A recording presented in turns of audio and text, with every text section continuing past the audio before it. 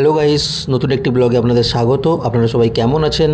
আজ আমরা বেরিয়ে পড়েছি কৃষ্ণেশ্বর জ্যোতির্লিঙ্গ দর্শনের উদ্দেশ্যে। এখন আমি আছি কল্যাণ স্টেশনে। এখান থেকে আমরা ঔরঙ্গাবাদ স্টেশনের উদ্দেশ্যে রওনা দেবো।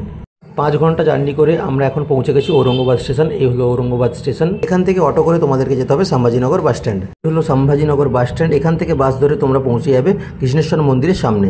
আমরা এখন বাসে উঠে পড়েছি। বাসের ভাড়া প্রতি ব্যক্তি 100 টাকা করে। বাসে যেতে যেতে হঠাৎই আমাদের বাসটি খারাপ হয়ে যায়, তাই আমরা বাস থেকে নেমে সবাই অপেক্ষা করছি পরের বাসে যাওয়ার জন্য। পরের বাস ধরে আমরা এখন পৌঁছে গেছি কৃষ্ণেশ্বর মন্দিরের একদম সামনে। মন্দিরের সামনে অনেক হোটেল রয়েছে, তোমরা চাইলে সেখানে স্টে করতে পারো, যার ভাড়া 2 থেকে 2,500 টাকা। তোমরা চাইলে ওখানে ফ্রেশ হওয়ার জন্য 200-300 টাকা দিয়েও 1 ঘন্টার মধ্যে ফ্রেশ হয়ে নিতে পারো। আমরা রুমে ফ্রেশ হয়ে পুজোর ডালি কিনে মন্দিরের উদ্দেশ্যে যাচ্ছি। এই মন্দিরের নিয়ম অনুসারে পুরুষদেরকে তাদের জামা খুলে মন্দিরের ভেতরে প্রবেশ করতে হয়। আমরা প্রায় 1 ঘন্টা লাইন দিয়ে মন্দিরের ভেতরে প্রবেশ করেছি। এই হলো জ্যোতির্লিঙ্গ, এই হলো নন্দী মহারাজ। হর হর মহাদেব। মন্দিরের গর্ভগৃহে ভিডিও করা নিষেধ, তাই বাইরে থেকে তোমাদেরকে দেখালাম। এই হলো মন্দির।